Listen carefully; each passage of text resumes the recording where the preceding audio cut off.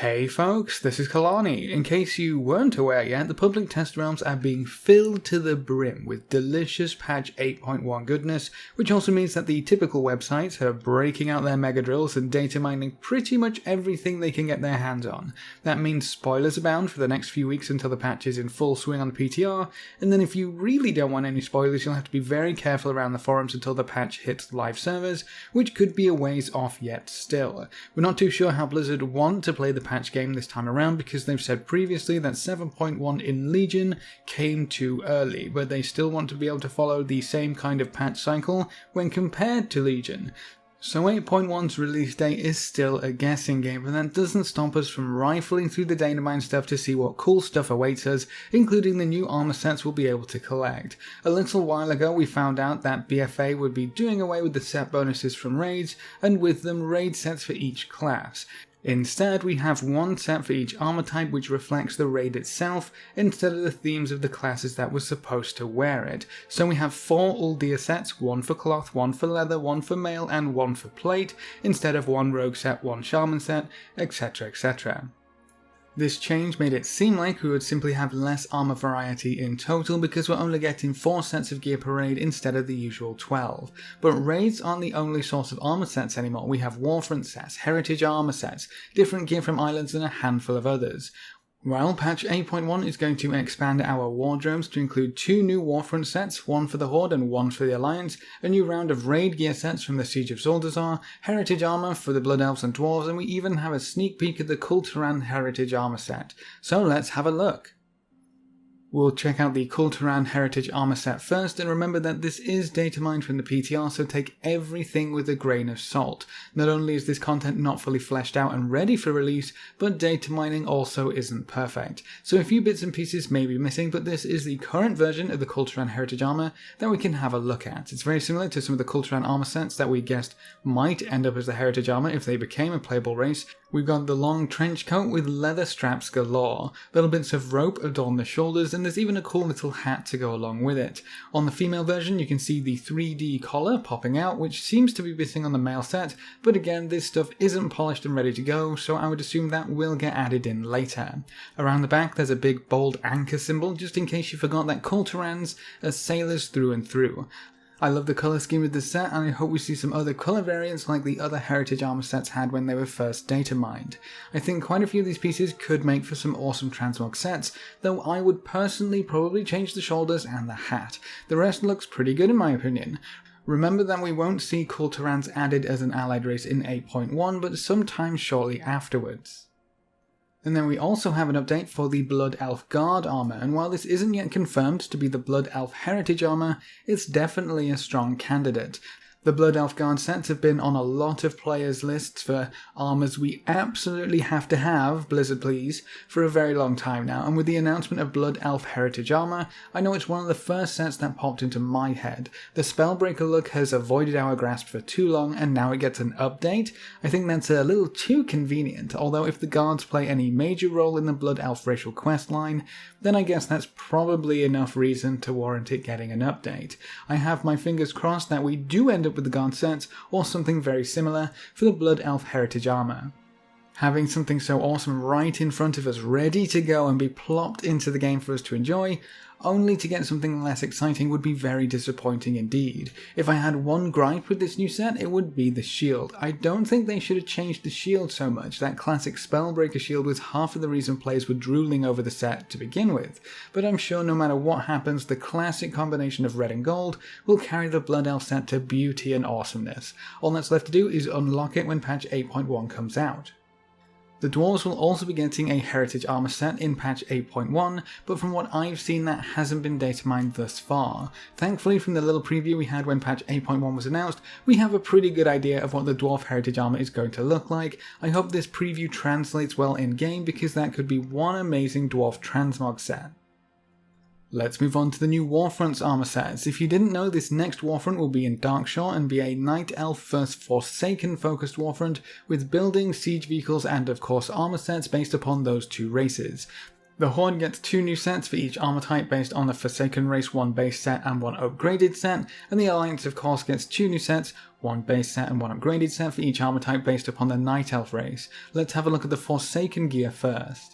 Sadly, we don't have the cloth set to look at, but leather, mail and plate all seem to be present. The gear sets have 2 variations as I mentioned, which probably reflect the 340 gear and the 370 gear available from Warfronts. The 340 stuff looks a little more simplistic, while the 370 gear looks more detailed with a little more going on. It's basically just 2 tiers of gear for each armor type. There's also a few colour variations to spice things up a little bit, but this leather set does look fairly simple right now. That's not necessarily a bad thing, but with all of the flashy armor on offer these days, it's hard to look at a simple piece of gear and get super excited. The set looks like hard leather trimmed with grey steel. I don't know if I would say this screams Forsaken, but it looks like it fits the undead model pretty well. The higher tier of leather gear looks a little better with the full hood, and it's absolutely crammed full of studs and little spikes. I like how it takes the base model and just builds upon it. I've always liked that about certain armor sets, and I think it lends itself really well to the Warfront sets. As for the mail set, well, it could be worse, I think. Wearing mail was actually one of the main reasons I disliked playing Hunter, because it's always in this weird middle ground where it can't look too much like leather, but can't look too much like plate. I always hated those kind of helmets as well, but take away the helm and shoulders, and it might look a little bit better. At least there's a few more pieces of gear to chop and change with some transmog sets. You might be able to make something really cool. The chainmail woven through the whole set is a nice little detail though. I think the higher tier of gear looks a bit better with the face guard and the extra details on the shoulders, but I would still probably hide them or transmog them if I wanted to wear this set.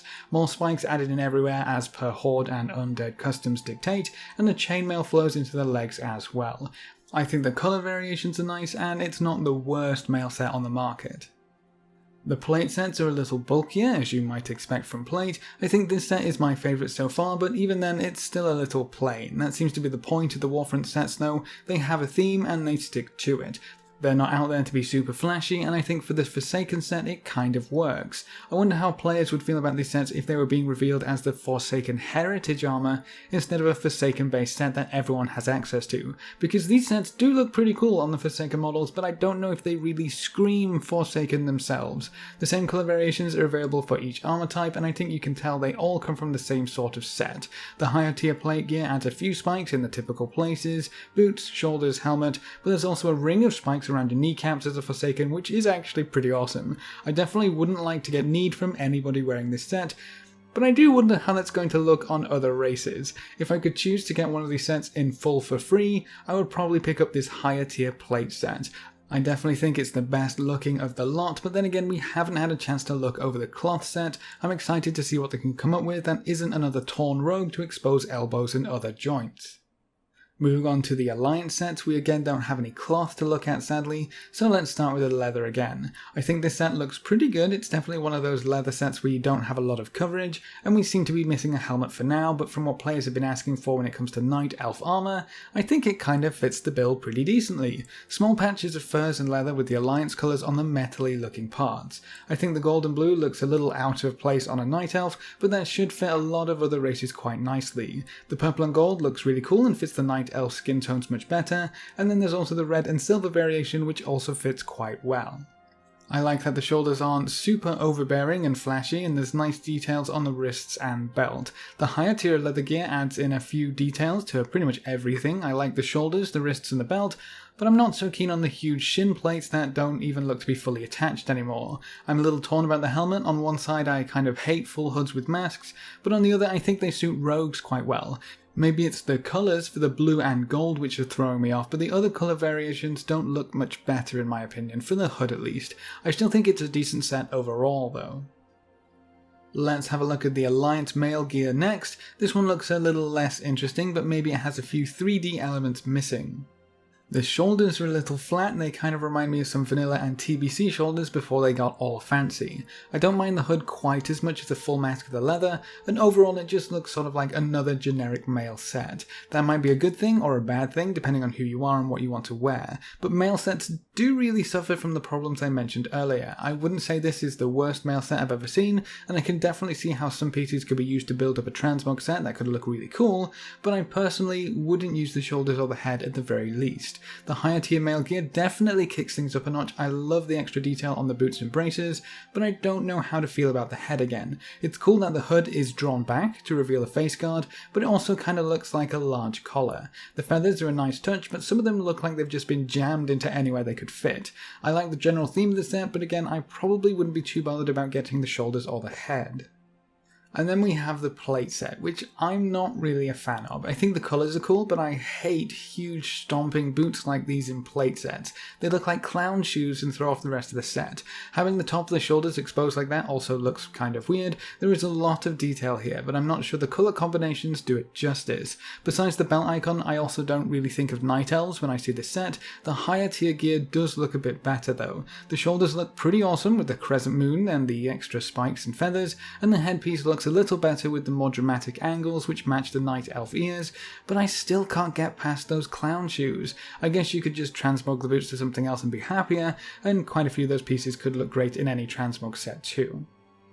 And that's it for the Warfront set. Some interesting pieces of gear for sure, and a few bland bits here and there too, but that's why we have transmog, so we can chop and change every set in the game to create something unique, and having more armor options to play around with can only be a good thing. Especially when you consider that we're only getting one set per raid per armor type in this expansion. While we're on the topic of raid gear, we may as well have a look at the various sets coming from the Siege of Zuldazar. What we have access to here flips around from the Warfront, so we do have the cloth gear, but we don't have the plate gear. We have the base version with a few recolors and the mythic version with a few recolors as well. Let's kick things off with the clothies. I probably don't need to tell you that these sets seem to follow a bit of a death-inspired theme. It looks like we're sort of pandering to Bon Samedi with this raid gear. Everything is bones and skulls. This cloth set kind of looks like Bon Samedi is just chilling on our shoulders waiting to mock us after every wipe. I love all the little details. The bones on the side of the robes just below the hip, the bones hanging off a little further down. The entire chest piece looks like a ribcage, and I think they did a great job with the hood in this set. I don't know how many of these colour variations will make it in the game. We have 4 variations for the gear sets, so probably 1 for Raid Finder, Normal and Heroic, and then 1 might end up in PvP somewhere. This is definitely a step up from the Uldir raid sets, which I'm not too fond of personally. And the mythic set adds bone to places where there wasn't bone before, and adds even more bone to the bone that was already there. A few extra skulls have appeared on our belt, a few skulls are hanging off the bottom of the robe, and we even have skeletal boots now too. The creepy blue glow around several parts of the set brings the whole thing together, I think, and this might actually be a set I wear for at least a few weeks before I end up transmogging it back to one of my favourite setups. With the change from class sets to raid environment sets, it's going to be interesting seeing the priests run around with the set, which looks like it was created for warlocks, but hey, at least warlocks aren't the only ones getting cool armour now. The leather set follows the bone theme pretty closely as well, though it is a little different. While the cloth set looks like bones were pulled from various places and shaped to be smooth and ornamental, the leather set seems to be a little more raw. The shoulders look like the rib cages taken from small animals and just thrown on there. There's also rib cages on the top of their leg pieces too. The chest looks like 2 sections of a jaw, and the helm piece is just a huge skull. I think it's very fitting for leather wearers to have something which looks a little more brutal and natural, but I think the set would suit rogues way better than some of our other leather wearers. That doesn't mean it doesn't look pretty cool, but I think some druids or monks might be more inclined to transmog this set to something else when compared to a rogue, for example. The mythic set does the same thing as the cloth set, a nice blue glow surrounding a few pieces of gear, though not quite as glowy as the cloth set, and then bone has been added onto everything in sight. The shoulders have some floating bone above them, which is really cool, but I feel like the bone on the braces and the legs might have gone a bit too far at this point. It looks kind of cool, but it also looks kind of bulky at the same time. I love that the skull headpiece now has glowing eyes. That's a really nice touch. I think quite a lot of leather wearers will probably be quite happy with this set overall.